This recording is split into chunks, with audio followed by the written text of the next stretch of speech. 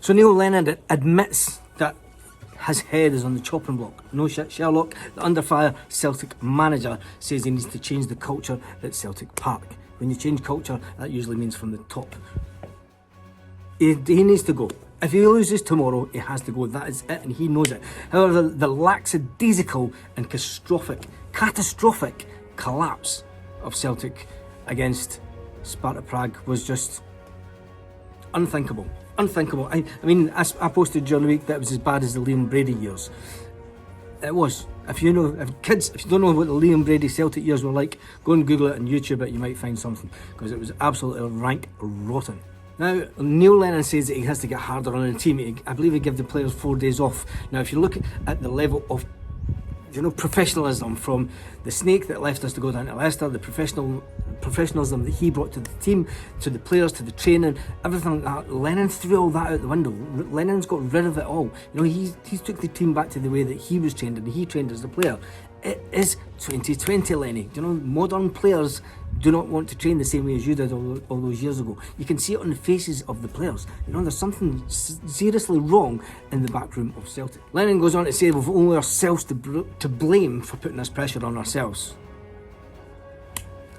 We've been playing shite since the beginning of the season. I mean, historically Celtic never get off to a great start. I mean, excluding the snake years, I mean, it always gets to the case. We get to October, we get to December.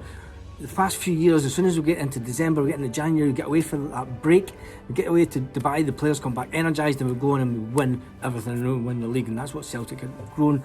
That's what they've been known to do over the past few years. And there's a lot of Celtic fans out there that won't remember the 90s, they won't remember the 80s, and they're saying, fuck it, it's not all about that. It is about that. Once you've lived through that and you realise how bad it used to be, the media are always going to point out really bad things about Celtic, and that's it. For every good news story about Celtic, there'll be an even better one tomorrow about the other side of the city.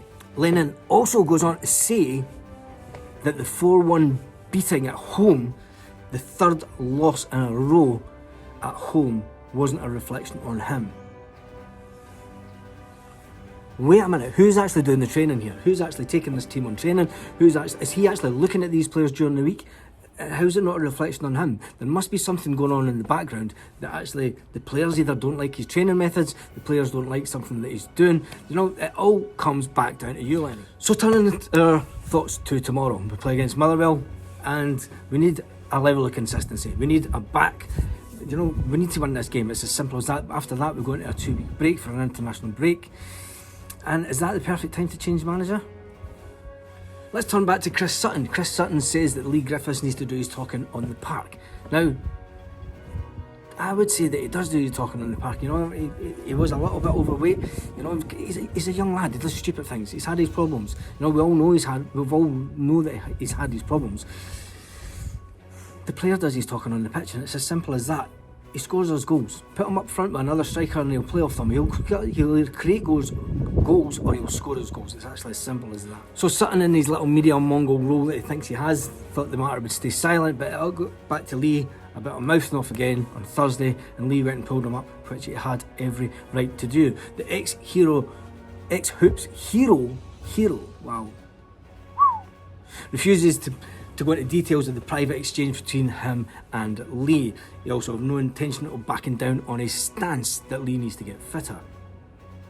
Sutton wasn't the fittest of strikers. Just saying.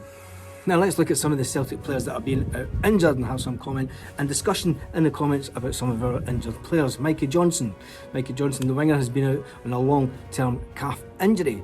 It looks unlikely, or does it look likely, that he might get thrown back into the thick of the action and then be some kind of fall guy if we get beat tomorrow.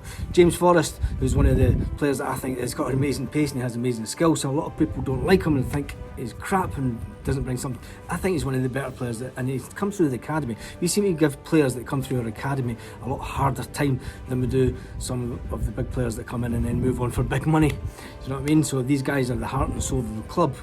And if you've been a Celtic fan for as long as I have, you'll know what that's like. So Jamesy Forrest, after being out with his recent ankle surgery, looks as if he's at least 6 weeks away from coming back. Now, when you look back at the history of Celtic managers that have been sacked after really bad performances and a really bad run of performances, if you look at the squad, it's generally because they've had a lot of first team players out, and to be fair, some of the players that have been brought in haven't really been up to the standards that we're really used to over the last recent years. Now, the on-form Motherwell that we're actually going to play tomorrow have a long list of players who won't make the game either, but when you look at the performance on Thursday night, when we played a team that had 7 players out and third choice goalkeeper, who's that confident that we're going to win tomorrow? Put your predictions in the comments. What's your prediction? My prediction is a draw.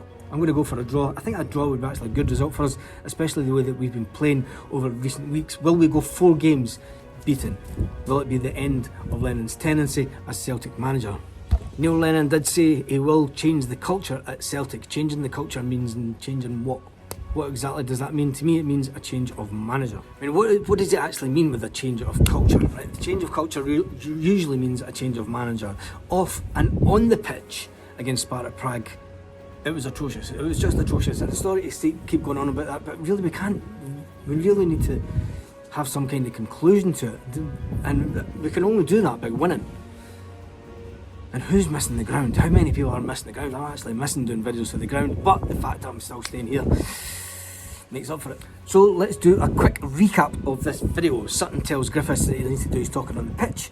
Lennon needs to get more tough on players because his head's on the chopping block. Chris Boyd says Lennon's taking the flak for underachievers like Desmond and Lowell. Chris Sutton is the biggest beep on the planet.